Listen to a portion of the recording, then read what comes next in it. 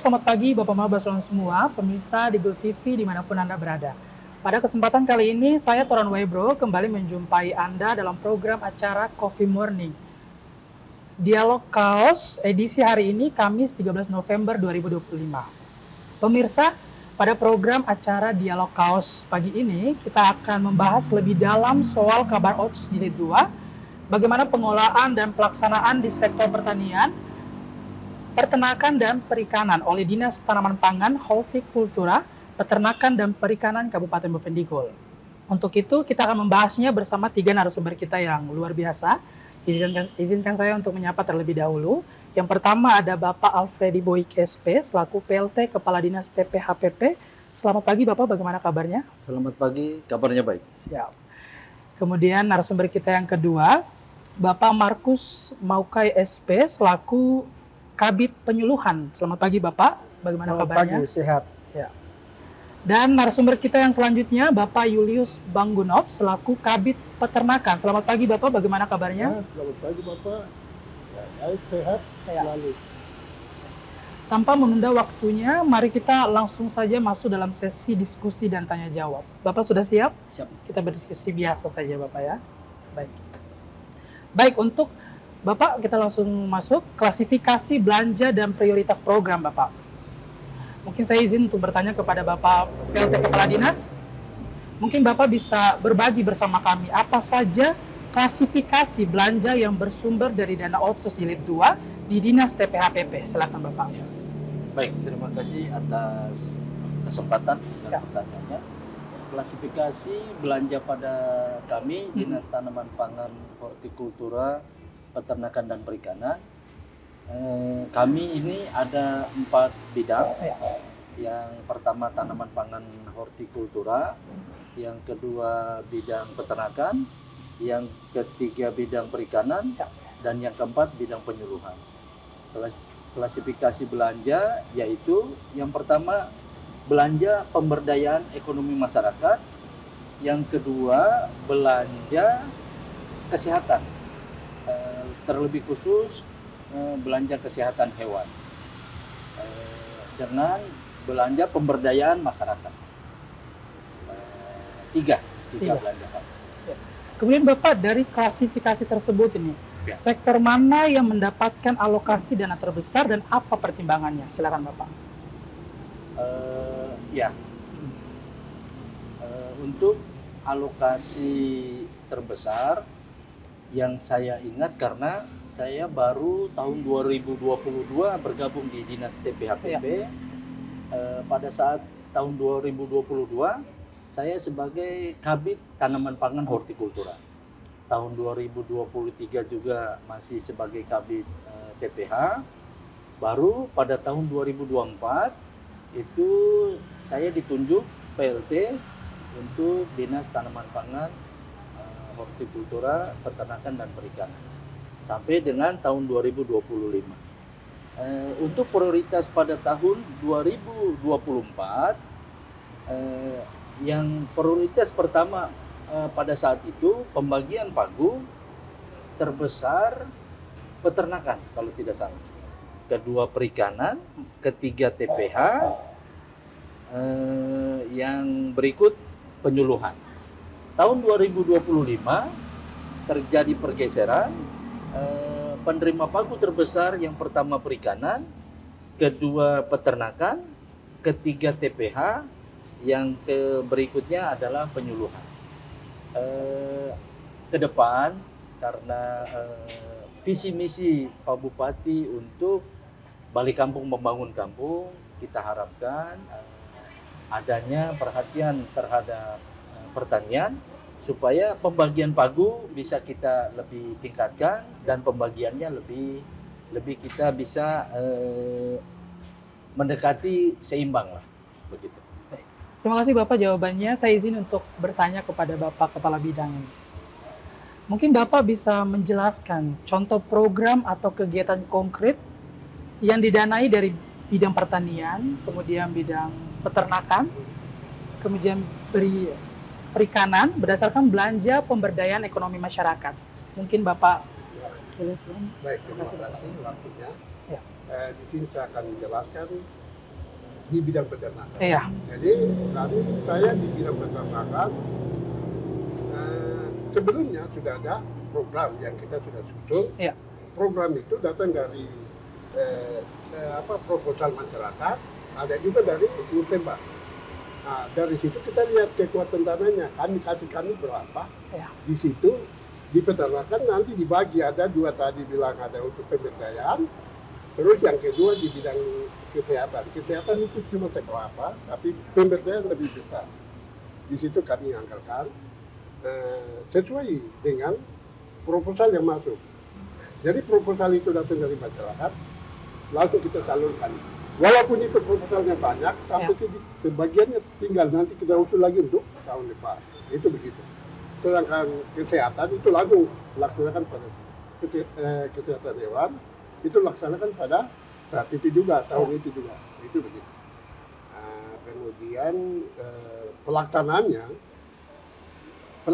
setelah jadi programnya kita usulkan sudah jadi kegiatan, ya langsung kita salurkan. Kita itu di tempat kita hanya sebagai singgah. Ya. Begitu singgah langsung kita salurkan ke masyarakat. Jadi contoh pengadaan bibit ayam, ternak via DOC, ternak ayam, ternak babi, ternak sapi dan kambing. Itu datang di kita langsung salurkan ke masyarakat. Dibuktikan langsung dengan berita acara dan lain dokumentasi dan lain-lain untuk setiap tahun seperti itu. Siap Bapak. Terima kasih jawabannya Bapak. Saya izin untuk ke Bapak Kabid penyuluhan ya Bapak. Pertanyaan yang sama Bapak. Mungkin bisa dijelaskan contoh program atau kegiatan konkret yang didanai dari bidang penyuluhan berdasarkan belanja pemberdayaan ekonomi masyarakat. Seperti apa? Yang pertama, yang bersumber dari dana otsus ini di kami di penyuluhan juga dapat, karena kebutuhannya itu dia pemberdayaan kelompok tani. Kelompok tani itu dari petugas kami yang ada di lapangan sana, begitu. Petugas yang ada di wilayah kerja. Yang pertama di sini pembelanjaan ini kami sesuaikan dengan kebutuhan, terus kami sesuaikan dengan program. Jadi misalnya kebutuhan di lapangan memang perlunya prodi atau sarana produksi ini. Setelah itu kami sisihkan dalam bentuk program. Program itu diajukan setelah itu. Setelah sudah jadi persediaan sarana prasarana, itu kami salurkan ke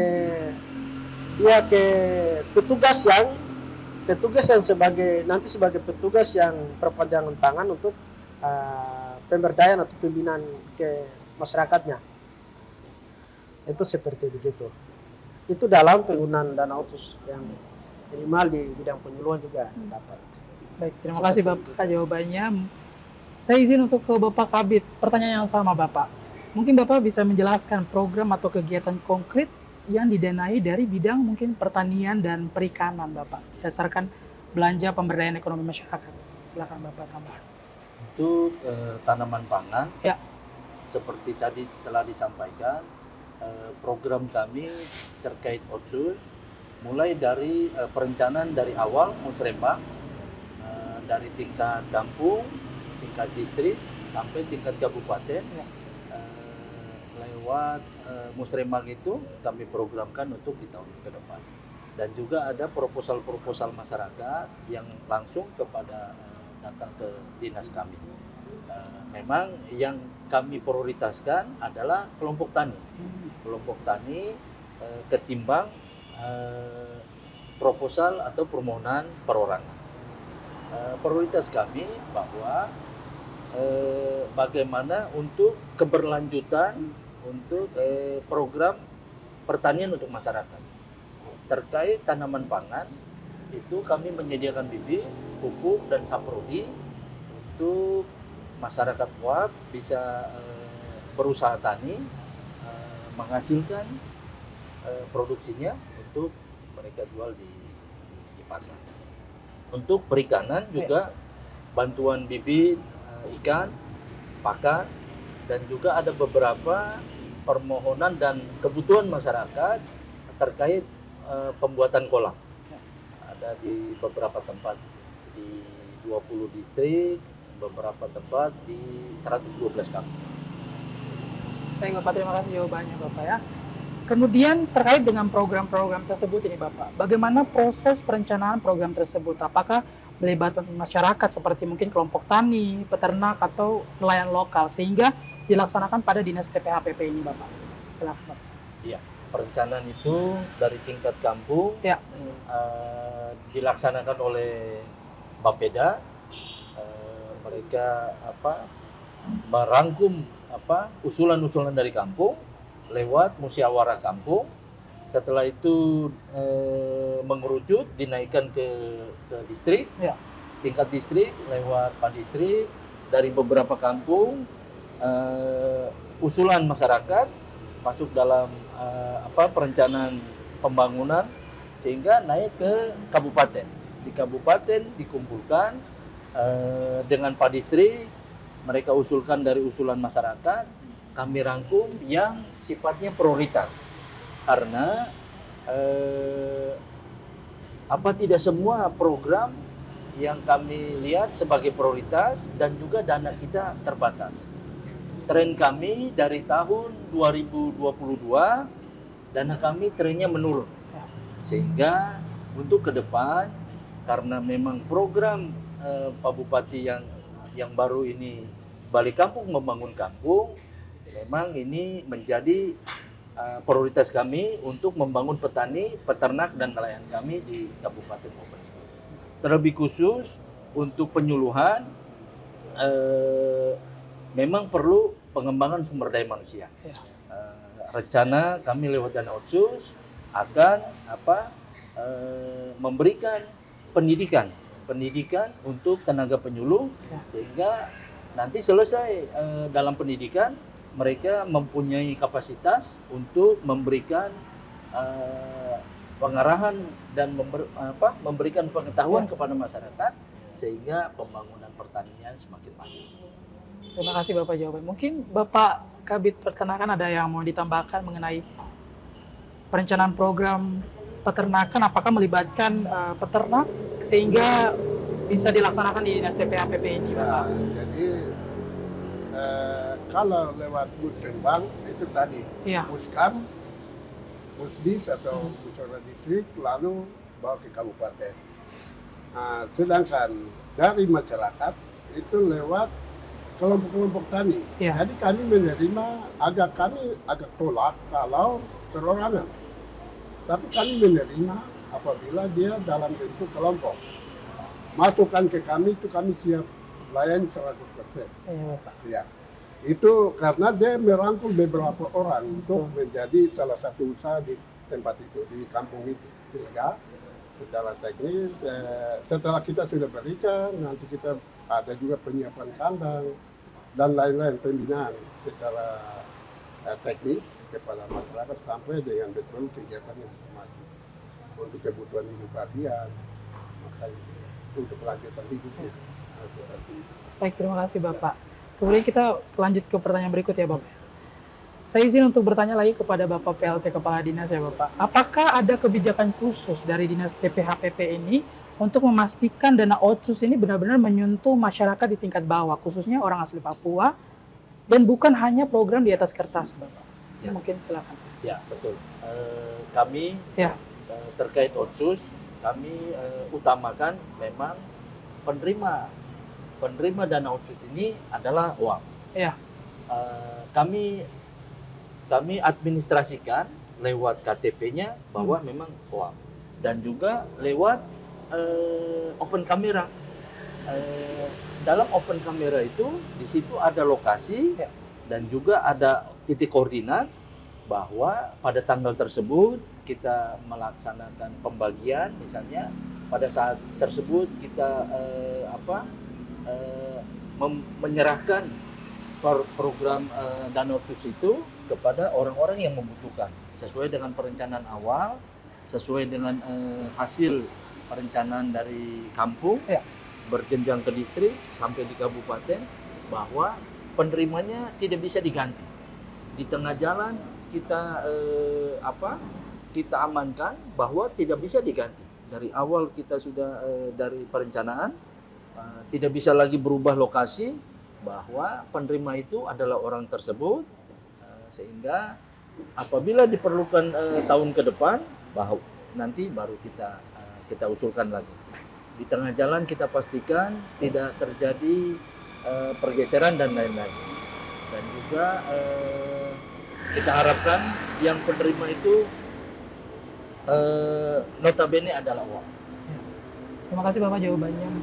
Mungkin Bapak Kabid Penyuluhan ada yang ingin mau ditambahkan terkait dengan kebijakan khusus dari Dinas PPHPP, khususnya bidang penyuluhan untuk memastikan dana otsus benar-benar menyentuh masyarakat tingkat bawah, khususnya orang asli Papua. Iya. Jadi di sini yang pertama itu sesuai dengan program yang biasa kami ajukan, tujuannya itu supaya orang asli Papua ini dia benar-benar dapat merasakan manfaatnya. Itu yang pertama. Yang kedua, khusus di penyuluhan ini dia tidak seperti bidang lain. Nah, bidang lain ini dia langsung. Kalau kami ini dia hanya sebatas petugas yang sebagai perpanjangan tangan nanti ke tingkat petani. Nah, sedangkan pemanfaatan dana otsus yang ada hubungan dengan program ini kebutuhan yang dia ada kekurangan yang ada di tingkat petugas untuk nanti sebagai bahan pendukung untuk pendampingan, untuk pembinaan di lapangan, orientasi kelompok tani, sehingga itu yang diajukan sebagai sarana pendukung supaya tidak hanya cuma petugas hanya memberikan penyuluhan saja, menyampaikan pengetahuan saja, harus kamu melaksanakan seperti ini, tapi ada sarana-sarana prasarana pendukung yang bisa ini langsung mereka penyuluhan langsung berikan atau langsung laksanakan langsung di lapangan. Contoh seperti pengembangan demplot. Nah, itu salah satu pendukung. Demplot atau lahan percontohan atau yang sebagai tersentralnya pengembangan. Seperti begitu. Baik, terima kasih Bapak. Terkait dengan kebijakan tersebut ini Bapak, apakah dalam penggunaan dana otsus ini ada pendampingan teknis atau pelatihan bagi penerima manfaat? Seperti yang kita tahu bersama bahwa dana otonomi khusus ini diperuntukkan untuk orang asli Papua ya Bapak ya. Silakan Bapak. Yang pertama kami di penyuluhan itu pernah ada peserta yang kami bawa ke Merauke. Nah, itu tapi itu ada hubungan dengan provinsi. Nah, terus yang di kabupaten untuk pembinaan keterlibatan langsung. Nah, ini tidak ada, tapi kegiatan-kegiatan yang kami bisa melaksanakan di lapangan yang ada hubungan dengan pelatihan-pelatihan teknis. Nah, itu yang kami buat. Seperti itu. Baik, terima kasih Bapak. Saya izin untuk ke Bapak Kabid Peternakan nih Bapak. Pertanyaan yang sama terkait dengan kebijakan, apakah ada pendampingan teknis atau pelatihan bagi penerima manfaat? Seperti yang kita tahu bahwa dana otsus ini kan diperuntukkan untuk orang asli Papua ya Bapak. Seperti apa Bapak? Ya, jadi begini Pak. Ya. Jadi sudah otsus ini sudah ada periode pertama ya. Yang kita anggap saja kita sudah gagal. Ya. Dari perjalanan otsus yang pertama, saya ini sudah tertua dan saya analisa. Saya lihat keadaan orang Papua sampai hari ini saya lihat memang agak sulit kita mau berkembang. Dana yang begitu besar yang kita terima, kita salurkan ke masyarakat, tapi belum juga menghasilkan sesuatu sampai hari ini. Sehingga saya punya ide bahwa kita mau bangun orang Papua itu ada caranya. Kita harus buka lokasi, di situ buka lokasi pemukiman, yang harus kita bangun pemukiman, lalu di situ ada rumah, gapelingannya jelas, 50-100, kemudian di situ ada rumah, kandang, kolam, lahan sayuran, terus lahan jangka panjangnya kita siap, terus pendampingan itu harus ada sehingga kita bina di satu distrik sampai betul-betul dia bisa berhasil sehingga tempat lain atau distrik lain bisa lihat contoh di situ, baru kita bisa maju. Seluruh orang Papua yang ada di Papua. Kalau kita turunkan dana tidak akan pernah berhasil. Karena saya lihat sampai hari ini seperti itu. Ini kita sudah masuk di jilid 2, tapi belum juga. Ya itu harapan dari saya. Mudah-mudahan ke depan pemerintahan kita atau pemimpin kita bisa mengarahkan ke situ untuk kita bisa betul-betul bina kuat dengan cara-cara ini baru kita bisa peroleh hasil yang baik. Saya pikir demikian. Terima kasih Bapak jawabannya. Saya ke Bapak Kadis, pertanyaan yang sama Bapak. Apakah ada pendampingan teknis atau pelatihan bagi penerima manfaat untuk bidang perikanan dan tanaman pangan ini? Seperti yang kita tahu ya bahwa Danau Otonomi Khusus ini kan diperuntukkan untuk orang asli Papua. Seperti apa Bapak? Pendampingan kami berupa pelatihan dan penyuluhan. Hanya pelatihan dan penyuluhan ini kan sifatnya terbatas. Betul. Pada saat kegiatan baru kami laksanakan. Pengawasan kami berjalan waktu ditiadakan. Pengawasan pada TAPD saja. Nah, ini juga perlu karena bagaimana kami bisa menilai, bisa melihat apa yang sudah kami lakukan apabila tidak ada pengawasan. Mudah-mudahan ke depan ada untuk pengawasan. Terkait Otsus jilid 1 dan sekarang jilid 2, memang kami nanti secara dinas ada beberapa bidang kami harus lebih mempertajam untuk program-program yang langsung bersentuhan dengan masyarakat. Secara 5 tahun kami sudah masukkan itu dalam RPJM. Apalagi yang Bupati baru ini dia lebih mempertajam. Pada saat ini 100 hari kerja, nanti 5 tahun ke depan ini kami bidang-bidang nanti mempertajam supaya kita kawal sama-sama program apa yang lebih menyentuh kepada masyarakat supaya jilid 2 ini prioritas mana sehingga pemberdayaan masyarakat lebih mengena dan lebih tepat sasaran sehingga pendapatan masyarakat bisa meningkat. Baik, terima kasih jawabannya Bapak. Namun kita akan break sebentar ya Bapak ya. Bapak-Bapak Baslon semua, kita akan break iklan sebentar, jangan kemana-mana, tetaplah bersama kami.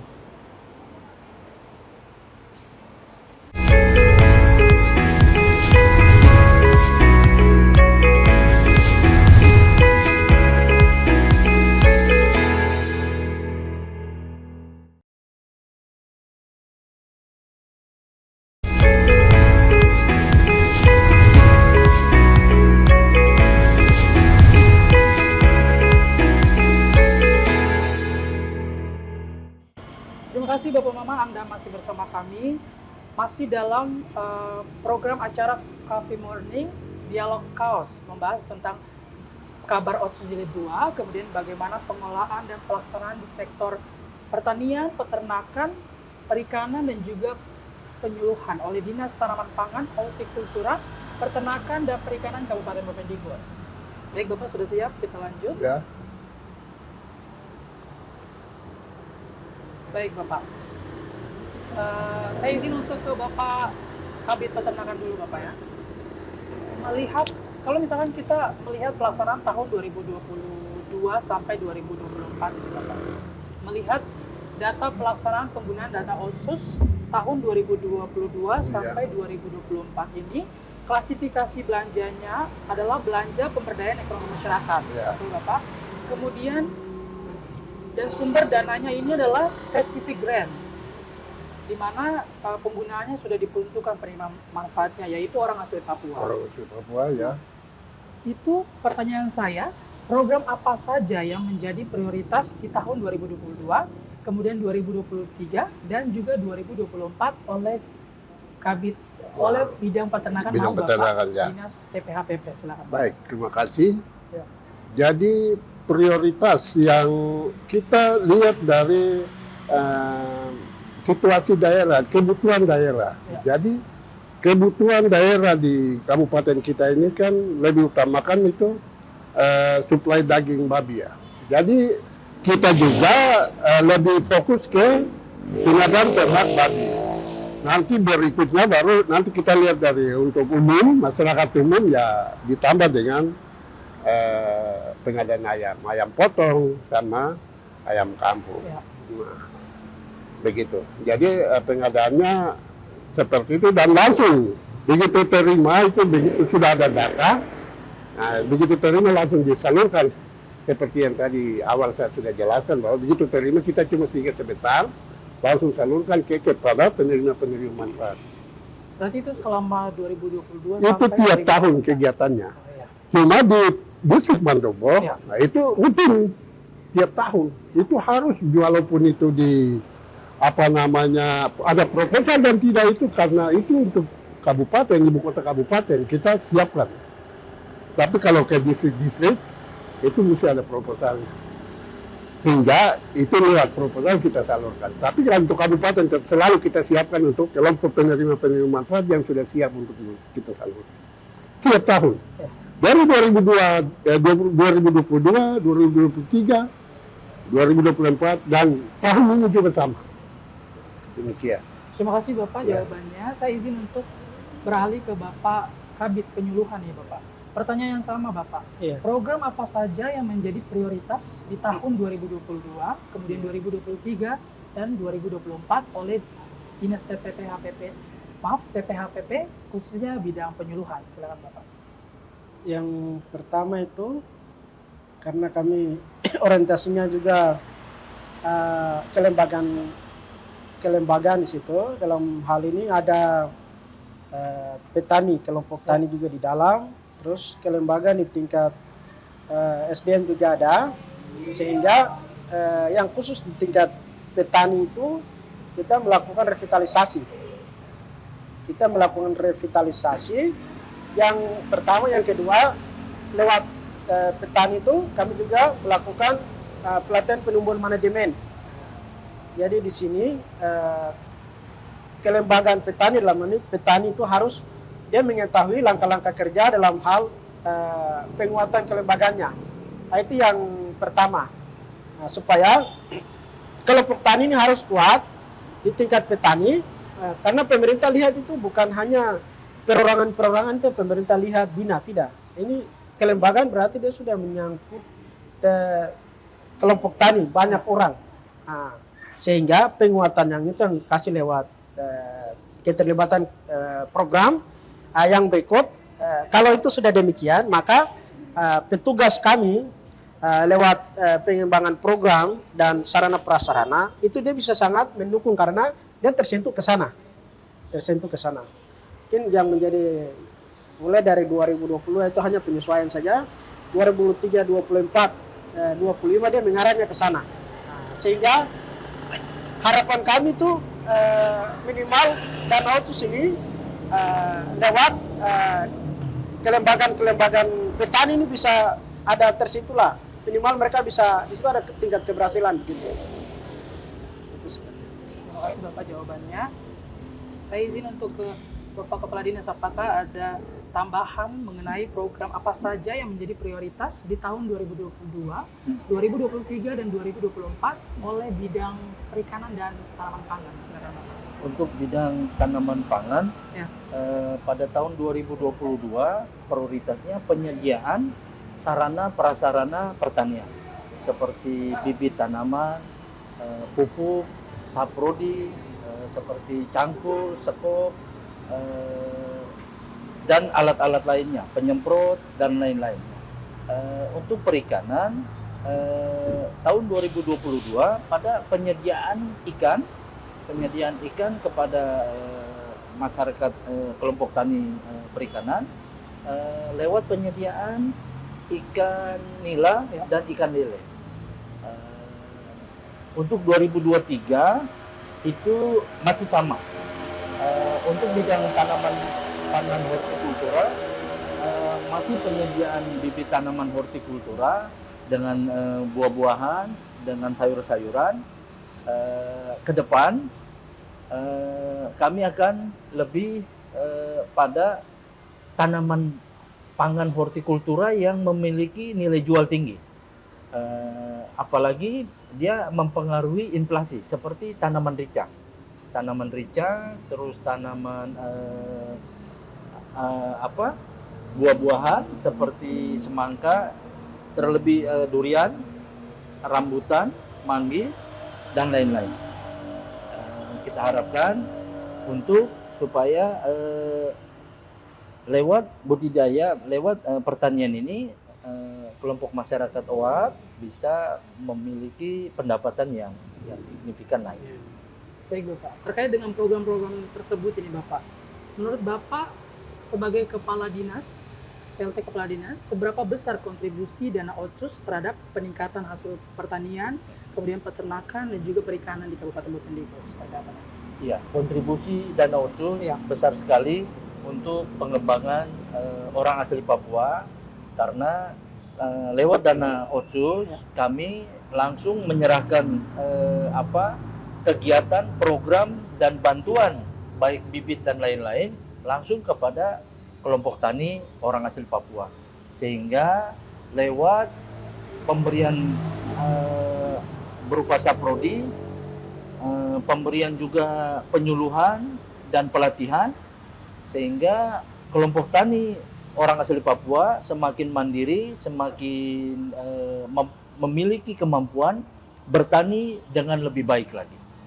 Sehingga memang kami rasa dana Otsus ini sangat bermanfaat sekali untuk kelompok orang asli Papua. Terima kasih Bapak. Saya izin untuk Bapak Kepala Kabit Penyuluhan, menurut Bapak seberapa besar kontribusi dana Otsus terhadap peningkatan hasil peternakan, kemudian pertanian dan perikanan di daerah Kabupaten Bovendigul ini Bapak? Ya, menurut saya atau menurut kami dinas itu sangat penting sekali, sangat menunjang. Bahkan itu kurang. Kebutuhan petani itu lebih besar dan kami tidak bisa melihat semua di Boven ini.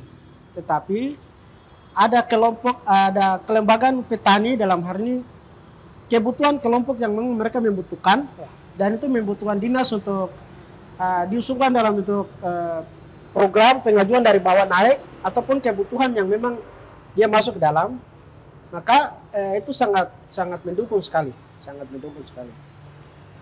Itu seperti begitu. Terima kasih Bapak.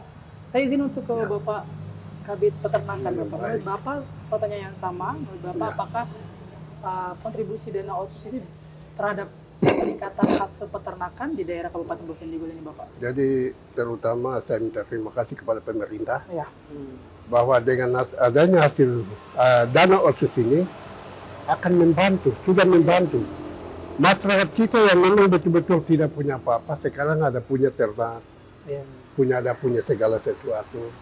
Itu saya pribadi di bidang peternakan saya mensyukuri. Terima kasih banyak, karena kalau dari dana daun saja kita tidak mampu menunjang itu. Sangat terbantu dari Otsus. Saya sebagai orang Papua, asli Papua, saya merasa terima kasih banyak. Dibantu. Walaupun sebagian besar belum merasakan. Tapi saya secara ini, ada sudah sedikit masyarakat saya yang sudah membantu. Sehingga kita tidak bisa lihat langsung masyarakat itu langsung bawa mobil. Langsung punya segala dari hasil ini. Tapi ada sedikit yang dia ada bergerak naik. Sehingga saya pribadi terima kasih banyak kepada pemerintah sudah bantu kami. Terima kasih Bapak jawabannya. Saya izin untuk kembali ke Bapak PLT Kepala Dinas ini Bapak. Bagaimana mekanisme pengawasan dana Otsus agar tepat sasaran untuk orang asli Papua dan tidak tumpang tindih dengan sumber dana lain seperti yang tadi Bapak sudah bilang, dana alokasi umum dan juga dana alokasi khusus, seperti apa Bapak? Ya, mulai dari transparansi, mulai dari perencanaan, bahwa kegiatan perencanaan itu melibatkan dari kampung. Dari kampung, kelompok tani masyarakat, dari kampung itu diusulkan, dari sana diprioritaskan lagi di tingkat distrik. Dari beberapa kampung, mana yang paling membutuhkan, kampung mana yang dirasa emergensi dan dirasa prioritas, itu yang diusulkan. naik lagi ke kabupaten, dari 20 distrik, mana yang menjadi betul-betul prioritas di masing-masing distrik. Sehingga dana otsus yang ada menjadi prioritas, bahwa dibutuhkan sekali program di kampung mana, di distrik mana, lokus untuk dikunci untuk pada tahun itu. Dan juga akuntabilitasnya lewat KTP OAP sendiri, bukan orang pendatang atau lain-lain. Dikunci, di close lagi dengan pakai open camera. Sehingga untuk dana otsus ini kita tidak bisa main-main, karena pengawasan dari inspektorat, BPK, apabila ada temuan lain-lain mungkin nanti sampai ke KPK juga. Sehingga kami sebagai aparatur di Dinas TPHPP dengan rambu-rambu ini kita ikuti prosedur, sehingga syukur tahun 2024 kami dalam temuan itu hampir tidak ada. Ya. 2024. Mudah-mudahan 2025 dengan kelanjutannya selanjutnya kami semakin dengan bidang-bidang kami rapat dan kami prioritas mana yang menjadi prioritas, sehingga kami saling menjaga supaya kegiatan otsus ini berjalan baik dan tidak ada temuan dan kita saling koreksi. Tadi Bapak menyinggung tentang pengawasan inspektorat ini Bapak. Ya. Bagaimana sinergi antara Bapeda, kemudian Dinas TPHPP ini, kemudian Dinas Keuangan dan Inspektorat dalam memastikan pengolahan dana otsus ini yang akuntabel? Seperti apa Bapak? Ya, dari Bapeda mulai dari perencanaan, musrembang, selanjutnya dari keuangan itu mulai dari tahap salur 1 bagaimana persiapan kami dari perencanaan, salur 2 dikawal, setelah itu laporan dan lain-lain, progres kegiatan kami sebagai pelaksana, terus dilihat salur 2 dan 3 oleh keuangan, terakhir inspektorat sebagai pengawas daerah melihat pelaksanaan kita di lapangan itu sudah sejauh mana. Apakah itu tepat sasaran, apakah melalui prosedur yang ada atau tidak, sehingga nanti kami menjadi sesuai atau tidak. Kami jaga itu supaya sesuai dengan rambu, sesuai dengan track yang ada. Baik, terima kasih Bapak jawabannya. Saya izin untuk ke Bapak Kabid Penyuluhan Bapak. Bapak, apakah Dinas Kominfo dan media lainnya turut berperan dalam aspek publikasi dan transparansi data penggunaan dana otsus kepada masyarakat, khususnya orang asli Papua? Bapak? Saya rasa penting sekali. Iya. Penting sekali karena bukan tutup-tutup lagi untuk otsus jilid 2 ini. Sehingga bentuk-bentuk sosialisasi ini banyak. Bisa lewat media-media umum yang diakui oleh pemerintah. Dalam hal ini terima kasih kepada Kominfo yang selama ini bergerak juga untuk memberikan informasi, menyediakan sumber informasi.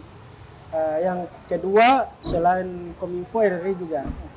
RRI karena di wilayah-wilayah yang terpencil ini, daerah-daerah terisolir ini, jaringan komunikasi tidak sampai ke sana. Tapi lewat radio itu ada informasi juga. Nah, yang ketiga, keterlibatan OPD ataupun ke lembaga lain untuk melibatkan media-media umum ini. Itu selain dalam realisasi dana otsus dalam artian untuk yang menyerahkan atau di kegiatan umum atau ada pelaksanaan yang sifatnya di dana otsus, kita bisa melibatkan media ini supaya kegiatan otsus ini tidak hanya didatang dan begitu saja, sehingga dugaan masyarakat, petani masyarakat, dana otsus ini hanya untuk dibagi-bagi. Ini sebenarnya salah selama ini. Tetapi itu dia sudah dalam bentuk sarana-prasarana pendukung yang diberikan dari pemerintah dalam hal pengajuan-pengajuan, itu yang bisa menjadi pemanfaatannya ke sana. Sehingga untuk media informasi saya rasa penting sekali. Kami di Dinas TPHPP ini rasa penting. Seperti begitu. Baik, terima kasih Bapak jawabannya. Saya izin beralih ke Bapak Kabid Peternakan Bapak. Pertanyaan yang sama, apakah Dinas Kominfo dan media lain turut berperan dalam aspek publikasi dan transparansi data penggunaan dana otsus kepada masyarakat khususnya orang asli Papua di bidang peternakan Ya. seperti apa Pak? Jadi Pak, sampai hari ini memang kita kesal juga karena sampai hari ini kita belum pernah publikasikan kita punya kegiatan-kegiatan di lapang. Iya. Jadi mudah-mudahan dengan adanya pertemuan ini ke depan kita bisa salurkan kita punya kegiatan pelatihan, kegiatan apa saja yang ini mungkin ya kita paling tidak memikirkan untuk petugas harus ikut. Atau mungkin kita dari ini kita kasih petunjuk data, jadi kita dari bawah naik langsung kita salurkan data kita ke Kominfo atau RRI sehingga itu jadikan masukan. Saya pikir itu saja yang sangat penting. Terima kasih Ya, Bapak. ya. Saya izin untuk beralih kembali ke Bapak PLT Kepala Dinas ya Bapak. Semua proses kan tidak terlepas dari kendala. Apakah ada kendala dalam proses penyerapan anggaran otsus? Misalnya terkait administrasi atau mungkin waktu pada saat pencairan? Dan bagaimana strategi pemerintah daerah khususnya Dinas PPH-PP ini untuk mengatasi kendala tersebut? Seperti apa Bapak? Ya, baik. Terima kasih pertanyaannya. Kendala pertama itu mulai dari proses perencanaan. Kita agak terlambat. Apalagi yang sekarang ini mulai kita di November ini harusnya perencanaan otsus itu sudah selesai. Sehingga pada tahun ini kita agak terlambat. Mudah-mudahan ke depan dengan bupati baru dan mungkin struktur baru ini tidak ada keterlambatan lagi.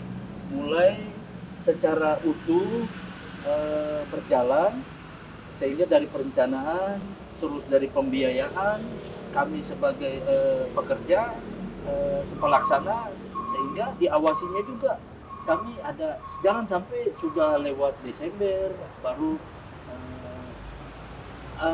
karena ini juga transisi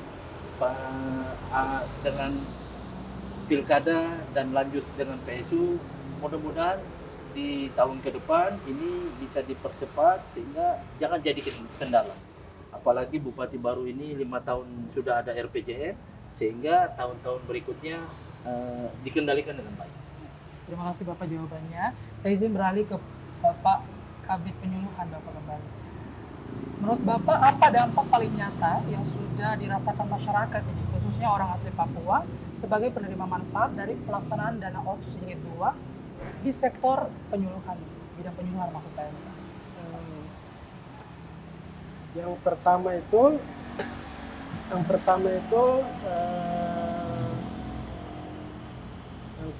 itu khusus untuk WAP. Ya.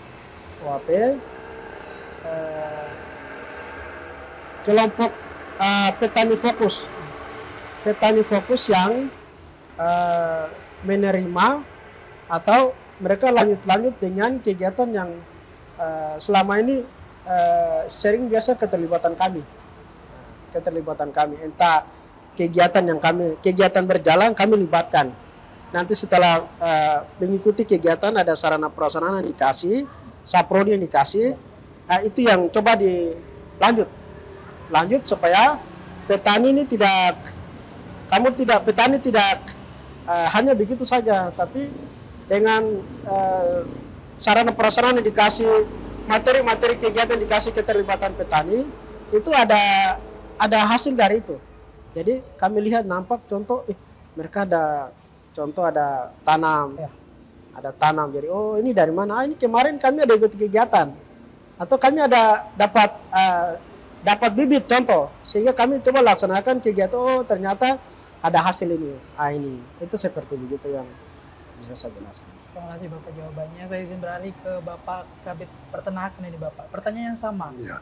Apa dampak paling nyata yang sudah dirasakan masyarakat, khususnya orang asli Papua sebagai penerima manfaat dari pelaksanaan dana otsus jilid 2 ini di sektor peternakan? Silakan Bapak. Begini Pak, jadi yang saya sampai hari ini merasakan dampak yang kurang bagus itu, saya menangani barang hidup. Ya. Di lokasi kita Papua ini kan susah, lokasinya jauh-jauh, yang tidak bisa jangkau. Kebanyakan mereka alami itu ternak tersebut sampai di tempat itu, umpama jumlahnya 50 sampai di tempat itu tinggal 10. Kekurangan di situ. Jadi lokasi dari pihak ketiga sudah siapkan sudah bagus, tapi sampai di tempat alami hal yang itu. Kemudian sehingga mereka rasa bahwa ini ada kekurangan begini-begini. Tidak. Memang transportasi. Ada kalanya sudah sampai, tapi karena jangkauan yang begitu rumit, 1-2 hari sudah serah terima, sudah oke, tapi mati. Itu kesulitan yang kita lihat. Sudah serah terima, datanglah, sudah mati sekian ekor, datanglah Bapak ganti. Waduh, saya jadi susah di situ. Itu kendala yang kita sampai hari ini yang kita alami, dan mungkin bukan di sini saja, hampir keseluruhan orang di Papua ini alami hal yang itu, yang khusus di bidang peternakan karena menghadapi barang hidup. Kemudian hal lain yang jadi termasuk pihak ketiga juga dialami kesulitan. Kemudian kalau hal-hal lain yang menyangkut ini sampai hari ini kayaknya tidak ada aman. Masalah yang lain-lain administrasi dan lain administrasi oke, karena setelah serah terima baru mati, sehingga yang alami kesulitan di itu petani. Saya pikir itu yang lebih rumit, yang lain-lain aman. Terima kasih Bapak Ya. jawabannya. Saya izin ke Bapak PLT Kepala Dinas ini Bapak. Terakhir, sebagai closing statement, apa pesan dan harapan Bapak kepada masyarakat Bovendigul agar bersama-sama menjaga semangat Otsus ini untuk kemajuan daerah di Kabupaten Bovendigul ini Bapak? Ya, baik. Mohon izin Bapak, maaf, boleh langsung lihat di kamera yang untuk pesan-pesan. Ya, untuk menjaga semangat Otsus, kita mulai dari perencanaan. Perencanaan mulai dari awal, sehingga dari kampung ada lokasi, dari kepala kampung menunjukkan lokusnya, terus menunjukkan kelompok tani mana yang akan menjadi prioritas, sehingga kita kunci dari kampung, kita naikkan ke distrik, diprioritaskan di distrik itu yang mana, kelompok tani apa, terus lokusnya apa, di mana, sehingga kita kawal baik bahwa memang lokasi tersebut dan kelompok tani tersebut yang sangat membutuhkan, sehingga lewat nanti program yang kami turunkan, baik pemberian sarana prasarana ataupun pelatihan dan penyuluhan, bisa diserap dan dirasakan langsung, sehingga lewat pertanian ini kelompok tani masyarakat OAP bisa berusaha tani, memperoleh hasil yang bisa diandalkan untuk kebutuhan dan untuk keluarga bisa terjamin. Sehingga ke depan kita kawal tidak ada keterlambatan lagi. Kami terkendala di syarat salur 1, terlambat untuk pencairan dana Otsus sampai bulan Juni Juli. Ke depan kita harapkan tidak terjadi. Dan juga lewat dana Otsus kami mau memberikan pendidikan kepada penyuluh kami, bagaimana sumber daya manusia kita bisa lebih meningkat, sehingga pemberian penyuluhan dan pelatihan kepada masyarakat bisa diserap baik dan memiliki kapasitas sebagai seorang penyuluh yang handal. Baik, Bapak, terima kasih. Bapak Kabid Penyuluhan, terakhir sebagai closing statement, apakah ada pesan atau harapan Bapak kepada masyarakat Bovendigul ini agar bersama-sama menjaga semangat Otsus untuk kemajuan Kabupaten Bovendigul ini, Bapak? Pesan yang terakhir melalui dana Otsus ini, benar-benar apa yang selama ini terprogramkan, walaupun tidak semua hanya terbatas, tetapi pemanfaatan dana Otsus ini bisa sampai ke tingkat petani, gitu. Sampai ke tingkat petani, sehingga apa yang dirasakan oleh petani itu yang bisa mereka berhasil di situ lewat dana Otsus.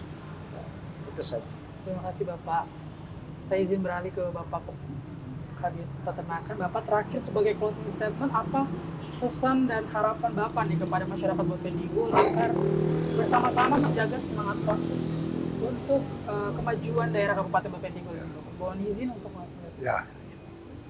Jadi Bapak Ibu, saya sampaikan kepada masyarakat ini di bidang peternakan bahwa ke depan karena ini jaga ternak hidup, maka Bapak dan Ibu merasa betul-betul saya mampu jaga babi atau ayam. Kalau sudah mampu, datang menghadap saya untuk saya salurkan kepada Bapak Ibu untuk pengembangan ekonomi kerakyatan. Itu yang paling penting. Jadi kalau mampu bisa jaga, maka kau datang ketemu saya, ketemu kepala bidang peternakan, entah saya atau bukan ke depan, ketemu dan siap bawa diri untuk saya mau usaha. Jangan asal-asal karena ini jaga ternak. Maka Bapak Ibu betul memikirkan dulu baru datang ketemu, bikin proposal, datang masuk sehingga usaha Bapak akan lancar. Terima kasih, itu saja. Baik, terima kasih Bapak. Bapak, kita sudah sampai di penghujung acara Bapak. Terima kasih Bapak Kabit Peternakan, kemudian Bapak PLT Kepala Dinas, Bapak Kabit Penyuluhan. Terima kasih atas waktu dan kesempatannya Bapak ya. Baik, terima kasih. Baik Bapak Mama Basron semua, terima kasih atas kebersamaan Bapak Mama semua dan sampai jumpa di Cafe Morning selanjutnya. Selamat pagi dan sampai jumpa.